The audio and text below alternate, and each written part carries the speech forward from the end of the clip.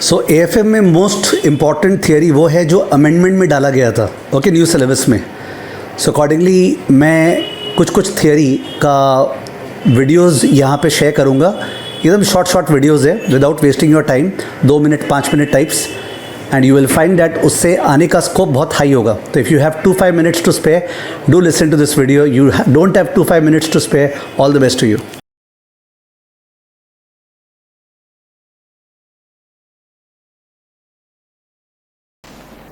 Okay, so we are discussing the theory of the first chapter of Advanced Financial Management.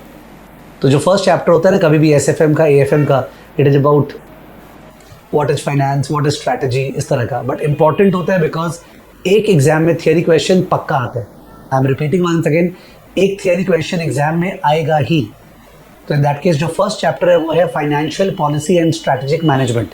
एक बार दिखाता हूँ institute का write up आपको. तो ये आपको दिख रहा है ना, financial policy and corporate strategy. Financial policy and corporate strategy, ये चैप्टर 1 है एएफएम का.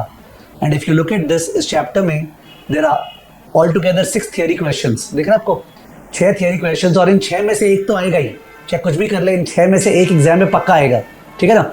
इनमें से जो फर्स्ट वाले को छोड़ दे तो बाकी जो 5 है ना नीचे के, वो पाँचों एसएफएम में थे. यानी कि strategic financial decision making framework, strategy at different hierarchy levels, financial planning, interface of financial policy and strategic management, balancing financial goals vis-a-vis sustainable growth.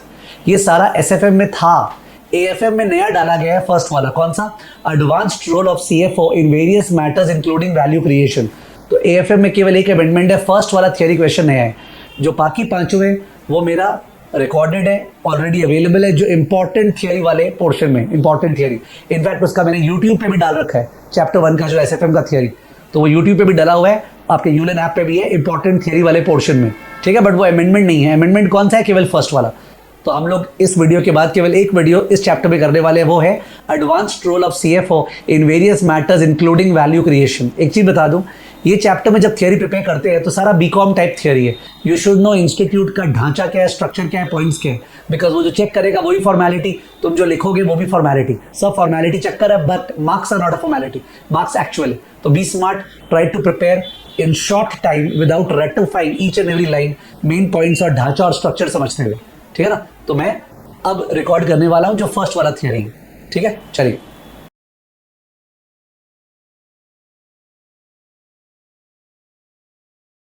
Okay, so the theory question that we are going to discuss from the first chapter is advanced role of CFO.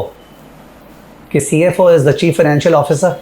तो CFO का traditionally क्या role था, और अभी इन the light of number 1 जो pandemic हुआ, number 2 जो information technology का रोल बढ़ गया है, एंड नंबर 3 जो ग्लोबलाइजेशन हो गया है.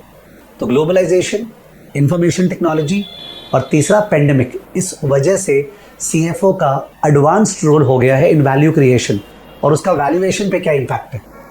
ठीक है, that's what we are discussing. Once again, although मैं एक्सप्लेन कर रहा हूँ logically, but let me tell you that अगर आपका आंसर का स्ट्रक्चर आईसीएआई से मैच नहीं हुआ तो उस केस पे मार्क्स नहीं आएगा. बट अगर आपको एकदम बोरिंग बीकॉम लगा तो भी मज़ा नहीं आएगा. तो आई थिंक मेरा purpose before I show you the screen should be that काश आपको एक बैकग्राउंड नॉलेज दे दूँ जिससे आपके बैठ जाए, और उसके बाद जो रटने वाला चीज़ है, स्ट्रक्चर कैसे करना कर लेंगे. So let me explain. क्या होता है कि जो ये सी लेवल पोजीशन है ना, सीईओ, सीएफओ, ये लोग सब जन अपना अपना प्रेशर कम करना चाहते हैं. I was saying something wrong, क्या बोलते हैं हम, अब शब्द का इस्तेमाल करने वाला था, अचानक से रोक लिया. Let me, because corporate circles में use that word. So they want to save their ass. Okay, कि काश हमारे ऊपर इल्ज़ाम नहीं आए, कंपनी का शेयर प्राइस गिरे, कंपनी का वैल्यू डिस्ट्रक्शन हो. तो ये लोग चाहते हैं काश हम कुछ बहाना मार पाए. इसलिए what has happened is that the world is moving towards something called ESG, जहाँ पे अपने ये बोलते हैं कि नहीं, जो कंपनी है दैट्स अ कॉर्पोरेट सिटीजन, और जैसे सिटीजन का रिस्पॉन्सिबिलिटी होता है तो कंपनी का responsibility is not only towards the shareholders, it's towards the stakeholders. Shareholders wealth maximisation नहीं, स्टेक होल्डर्स वेल्थ मैक्सिमाइजेशन. कि कंपनी में बाकी लोग भी तो है, जैसे जैसे क्रेडिटर्स, डेट प्रोवाइडर्स, उन्होंने लोन दिया है, बॉन्ड बाई किया है, क्या उनका इंटरेस्ट नहीं संभालना है? कंपनी में वर्कर्स हैं, कस्टमर्स है, सोसाइटी है, उन सबको देखना है। तो सीईओ सीएफओ का रोल स्टेक होल्डर्स की तरफ है, शेयर होल्डर्स की तरफ नहीं है। मैं तो एकदम भी नहीं मानता हूँ ये सही तरीका है कंपनी को चलाने का, बिकॉज उस केस में क्या होगा, you can't make the CEO CFO responsible for anything. जैसे ही आप बोलेंगे देखो शेयर प्राइस गिर गया, तुमने खराब कंपनी को चलाया, बोलेगा हम लोग थोड़ा सा कस्टमर्स और सोसाइटी का बेनिफिट कर रहे थे, ठीक है, तो एक बहाना मिल गया।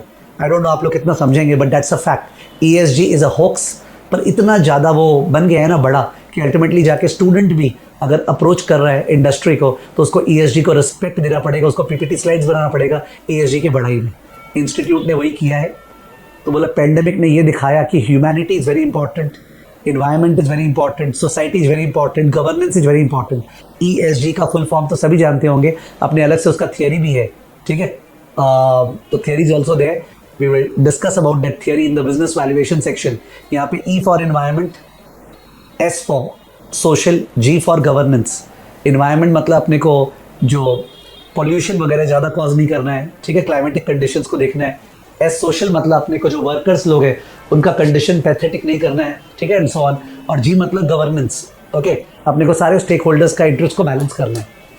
तो मैं बोलना चाह रहा हूँ कि ये जो थियरी क्वेश्चन नया इंट्रोड्यूस हुआ है ना, एडवांस्ड रोल ऑफ सीएफओ, इसका मेन कारण है ये the thrust towards stakeholders wealth maximisation rather than shareholders wealth maximisation, जिसमें मैं बिलीव नहीं करता हूँ। मैं अपना व्यू दे दिया, खैर आपको मेरा व्यू लिख के नहीं आना है, बट अभी तो क्या अपने इंस्टीट्यूट वाइज प्रिपेयर नहीं करे, पहले अपने पॉइंट समझ रहे हैं। तो इन दैट केस अब they will talk about the fact that हमें देखना पड़ेगा कंपनी का रेपुटेशन स्ट्रांग रहे। कंपनी का जरा सा अगर रेपुटेशन खराब हो गया because of damaging the environment और मिस ट्रीटिंग द वर्कर्स और कस्टमर्स, तो रेपुटेशनल रिस्क हो जाएगा और सब जन कंपनी का प्रोडक्ट को छोड़ देंगे। आपको सही भी लग रहा होगा, बट ये पहले भी था। मैंने हम लोग जब बोलते हैं ना शेयर होल्डर्स वेल्थ मैक्सिमाइजेशन, तो क्या शेयर होल्डर्स वेल्थ मैक्सिमाइज करने के लिए अपने वर्कर्स को, क्रेडिटर्स को, कस्टमर्स को खुश नहीं रखना है? ऑफ कोर्स रखना है। We have to comply with the laws, regulations, everything. तो मैं बोलना चाह रहा हूँ कि मैं दो चीज़ में फंस गया हूँ, एक तो थियरी क्वेश्चन कराना और एक अपना पॉइंट ऑफ व्यू बताना। तो मैं अपने पॉइंट ऑफ व्यू को थ्रस्ट करके थोड़ा सा टॉपिक को आपके जहन में डालना चाह रहा हूँ कि गलत है, गलत चीज़ है, ये लोग जो ईएसजी को इसमें बीच में ले आए हैं।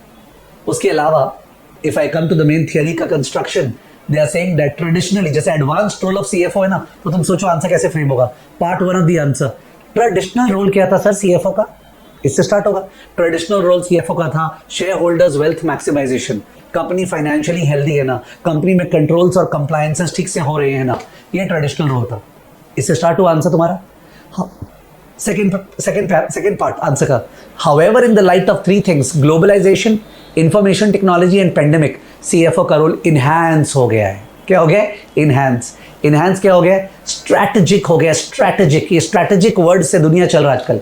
स्ट्रैटेजिक, लॉन्ग टर्म सोचो, तो स्ट्रैटेजिक ऑपरेशनल मैटर्स में भी सीएफओ अब ध्यान देगा। एज इफ आज तक तो ध्यान नहीं देता था। अपने सब्जेक्ट का नाम पहले स्ट्रैटेजिक फाइनेंशियल मैनेजमेंट था। ये लोग जो स्ट्रैटेजिक इस आंसर में चिल्ला रहे हैं, ठीक है, तो it is a hoax, stupidity, BCom चल रहा है। तो बोला सीएफओ को थोड़ा स्ट्रैटेजिक ध्यान देना पड़ेगा। यस, उसको वैल्यू क्रिएशन करना है, पर वैल्यू क्रिएशन सस्टेनेबल होना पड़ेगा। Value creation has to be sustainable, long term. Value creation कोई शॉर्ट टर्म नहीं, it has to be long term, sustainable. ये आपका सेकंड पार्ट आंसर का। फर्स्ट पार्ट आंसर का, ट्रेडिशनली सीएफओ का रोल क्या था? Shareholders wealth maximisation, financial wealth, financial health of the company और financial controls compliance. In the light of information technology और globalisation, मैं भी भूल जाऊँ याद करते करते, एंड पेंडेमिक, सीएफओ का रोल इनहैंस्ड हो गया toward strategic decision making, operational decision making, ठीक है। अब उसके बाद कौन से एरियाज है जहाँ पे सीएफओ का रोल इनहैंस हो गया? नंबर वन, उसका रोल इनहैंस हो गया into something called strategic decision making, okay. Risk management, जैसे रिस्क मैनेजमेंट पहले रोल ही नहीं था उसका, ठीक है, रिस्क मैनेजमेंट। उसके अलावा ईएसजी, उसके अलावा मर्जर्स एंड एक्विजिशन, जैसे मर्जर्स एंड एक्विजिशन पहले नहीं था, ठीक है। तो वो 3-4 पॉइंट्स जो और लिखे वो आपको देखना पड़ेगा। चलिए एक बार आपको दिखा देते हैं आईसीआई का समरी क्या है। सो ये मेरा मैट है, तो इस मैट में नीचे जाए, नीचे चलते एक बार, नीचे चल रहे हैं, नीचे आईसीआई का समरी वाले पोर्शन पे।